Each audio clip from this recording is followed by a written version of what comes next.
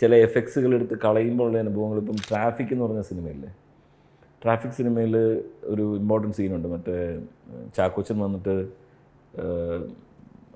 മറ്റേ നായികയെ പുതിയ കാറ് മേടിച്ചിട്ട് നായിക ചതിച്ചിട്ടുണ്ടാവും. അപ്പം കൊണ്ടുവന്ന് കാർ ഇടിച്ച് കൊല്ലുന്ന ഒരു സീക്വൻസ് ഉണ്ട്.